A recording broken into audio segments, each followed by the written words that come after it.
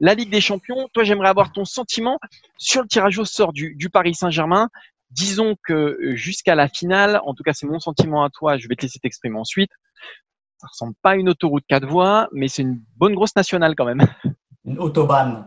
Ouais, bah oui, oui. Alors, il y a deux façons de voir les choses. C'est de se dire que l'Atalanta Bergame en quart finale, c'est un piège. C'est un adversaire que le Paris Saint-Germain ne connaît pas, n'a jamais rencontré. Et c'est pas un adversaire qui est habitué à ces hauteurs-là. Je suis allé me promener un peu sur les réseaux sociaux. Et évidemment, il y a des gens qui vous disent, si vous dites que c'est un bon tirage, vous n'y connaissez rien. Alors, je n'y connais peut-être pas grand-chose en football, mais je sais Dis, compter. arrête, Maxime, arrête, arrête, Et arrête. je sais compter, et je sais que l'Atalanta Bergame est un club qui n'est jamais arrivé à ses hauteurs, qui n'a jamais gagné la Ligue des Champions, et qui est quand même un bon tirage pour le Paris Saint-Germain. On a le droit de le dire, même si c'est une équipe formidable, parce que c'est une équipe qui joue, et je suis embêté. Pourquoi je veux le dire?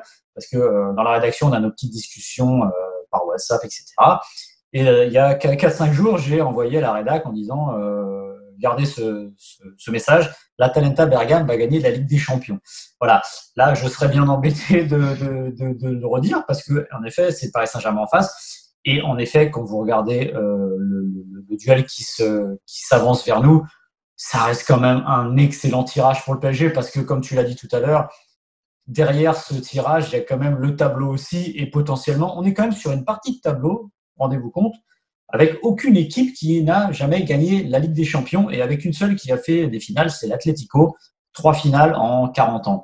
De l'autre côté, c'est embouteillé comme jamais. Et moi, ça me fait un peu penser, je ne sais pas si tu te souviens, Martin, au tableau final de l'Euro 2016, où on avait un côté qui était complètement vidé de champions du monde et champions d'Europe. Et en haut, on avait la France, on avait l'Italie, on avait l'Allemagne, on avait l'Espagne. Et il y a ce décalage, ça me fait vraiment beaucoup penser à ça. Donc oui, ce sera un piège pour le PSG. De toute façon, c'est toujours un piège quand on arrive en quart de finale. Ça reste quand même un excellent tirage, on va pas se mentir.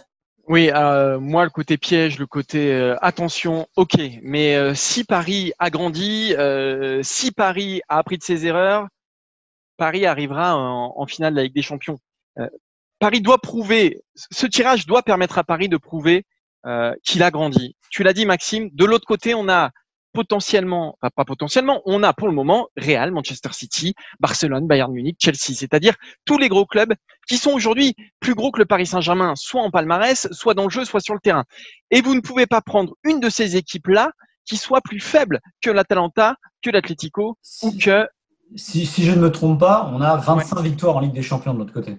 bah voilà, et zéro de l'autre. Donc, à un Voilà. moment, il faut juste arrêter de se raconter des histoires. L'Atalanta, c'est un jeu fantastique. C'est peut-être le plus beau jeu d'Europe, peut-être. Peut-être. C'est ce que j'entends ci et là, c'est ce que je vois parfois les week-ends. L'Atalanta, c'est 11 victoires de suite. L'Atalanta, c'est un huitième de finale fantastique face à Valence. On rappelle, hein, une victoire 4-1 puis une victoire 4-3. L'Atalanta, c'est extirpé d'un groupe pas facile, quoique. Mais l'Atalanta, c'est aussi aucune victoire face à la Juve cette année, aucune victoire face à l'Inter cette année, une défaite 5-1 face à Manchester City pardon, en phase de groupe, pas de victoire face à Manchester City en phase de groupe, donc face à des très très grosses machines auxquelles on peut comparer le PSG quand même malgré tout, et ben c'est zéro victoire. C'est aussi une défaite face au Dynamo Zagreb 4-0 en phase de poule, une défaite à domicile face au Shakhtar. Ce que je veux dire ici, c'est qu'on arrive à un moment de la compétition où le romantisme, eh ben, ça compte beaucoup moins. Où toutes les promesses semées jusqu'ici, bah, ça compte beaucoup moins. Ça se resserre, la Ligue des Champions. On en parle tout le temps avec Maxime, ici même dans cette émission. Ça se resserre à un moment donné. Alors, il y a des exceptions comme l'Ajax. Il y a des exceptions, effectivement. Mais je ne crois pas possible. En tout cas, ce serait un accident industriel pour le Paris Saint-Germain de perdre face à l'Atalanta Bergame. Alors, je ne suis pas de ceux qui vont dire que c'est un tirage difficile pour le Paris Saint-Germain. Je ne veux pas le croire. La demi-finale, c'est pareil. On a un Atlético qui, s'il est moins morne que l'automne dernier, reste quand même une équipe beaucoup moins compliquée que le Bayern, une équipe beaucoup moins compliquée que le Real, une équipe beaucoup moins compliquée que la Juventus Turin, et un Leipzig qui, moi, m'a beaucoup charmé cette année, mais qui n'aura plus Timo Werner dans ses rangs, c'est-à-dire son meilleur joueur, son attaquant qui est parti à Chelsea. Donc là, on a tout qui s'aligne pour le Paris Saint-Germain pour aller jusqu'en finale. Je ne vais pas dire que ce serait une faute professionnelle de ne pas atteindre la finale pour le Paris Saint-Germain, mais en tout cas, il y a tous les éléments qui sont réunis pour que Paris aille jusqu'à cette finale-là, Maxime, en tout cas de mon point de vue. Ouais, alors l'histoire récente du Paris Saint-Germain montre que les matchs aller-retour n'étaient pas ce qui allait le mieux au Paris Saint-Germain. On l'a vu notamment, souvenez-vous, face au Barça. On va pas remuer le couteau dans la plaie. Et là, ce qui se trouve, c'est la petite différence, c'est que ça va être sur un match. Alors, je sais jamais comment prendre cette configuration. Pour faire simple, vous voyez en Coupe du Monde, c'est sur un match à partir des huitièmes de finale. À l'arrivée, ceux qui arrivent au bout, c'est jamais une surprise, c'est souvent la meilleure équipe.